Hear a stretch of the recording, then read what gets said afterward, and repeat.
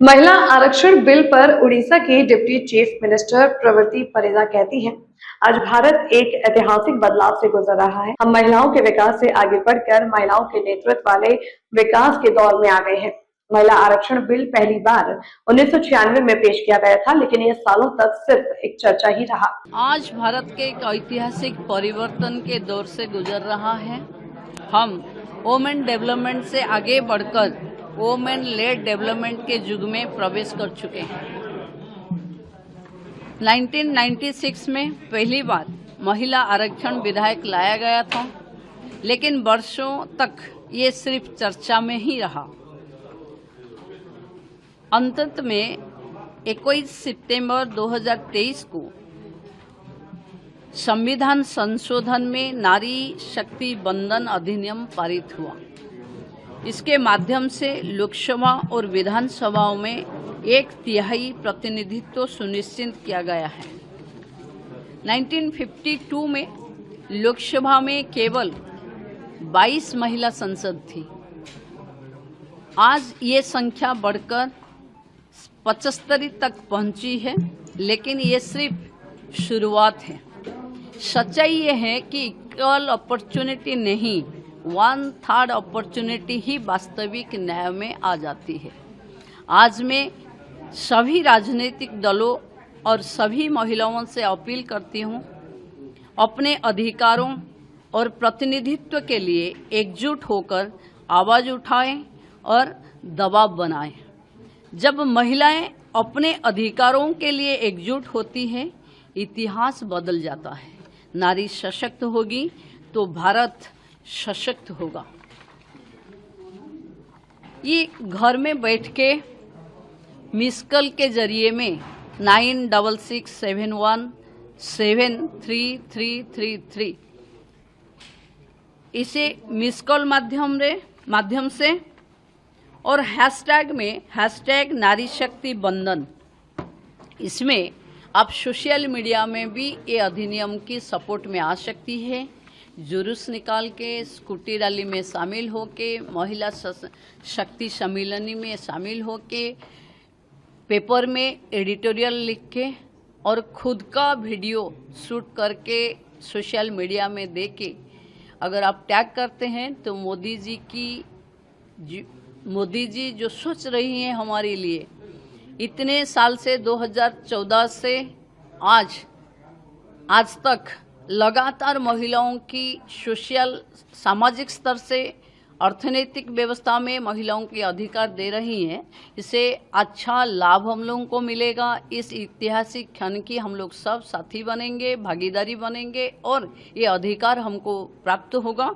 मुझे लगती है कि हर एक महिला इसमें शामिल हो, जिसमें ये लड़ाई है वुमेन राइट्स की, 7S की, मतलब हमारी सम्मान, हमारी सुरक्षा, हमारी समानता, हमारी सहभागिता, सशक्तिकरण, स्वावलंबन और सम्मानजनक नेतृत्व, मतलब डिग्निफाइड लीडरशिप के लिए ये लड़ाई है। मुझे लगती है कि अगर महिला ठान लेंगे तो और आसान होगा वो पार्लियामेंट के अधिवेशन में, जहां देश की प्रधानमंत्री महिलाओं को सम्मान और अधिकार देना चाहते हैं।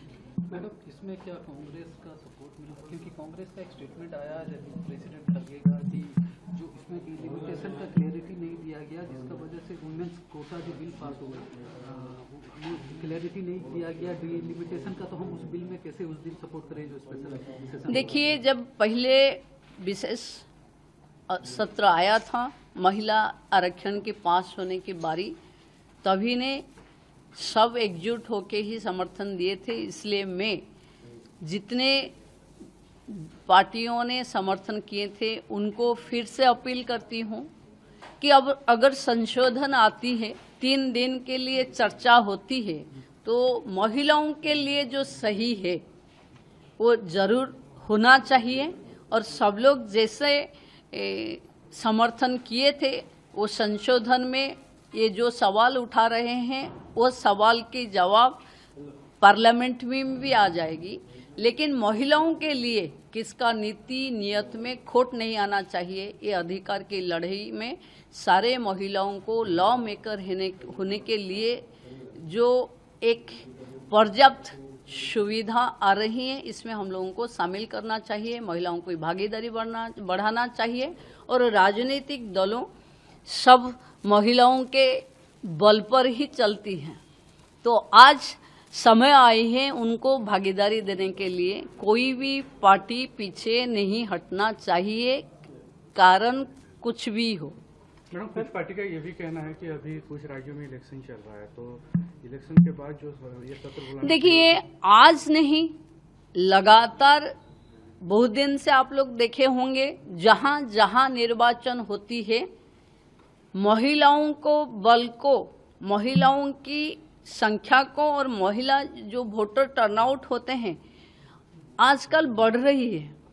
तो अगर महिला बढ़ चढ़ के वोट देने आती हैं तो सिर्फ आर्थिक स्वावलंबन के लिए नहीं, अभी समय है महिला जागरूकता के साथ महिला अपनी अधिकार लेना चाहती है।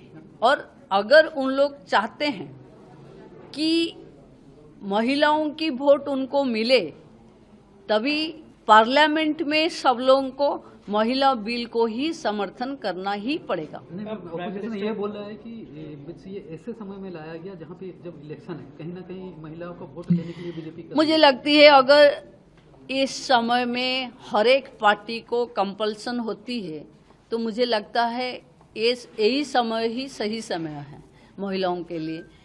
इस कंपल्सन में ही महिलाओं को अगर कुछ भागीदारी का मौका मिलती है तो बहुत अच्छे हैं। भारतवर्ष की महिलाओं को एक अधिकार देने के लिए समय मुहूर्त का क्या जरूरत है, जिस समय देना पड़ेगा उसको देना चाहिए। धन्यवाद। प्राइम मिनिस्टर 2 दिन पहले एक आर्टिकल लिखे थे जिसमें महिला रिजर्वेशन पे उन्होंने बातचीत की थी। उसमें उन्होंने कहा है कि लोकसभा हो या विधानसभा हो, महिलाओं की भागीदारी समय की ज़रूरत है।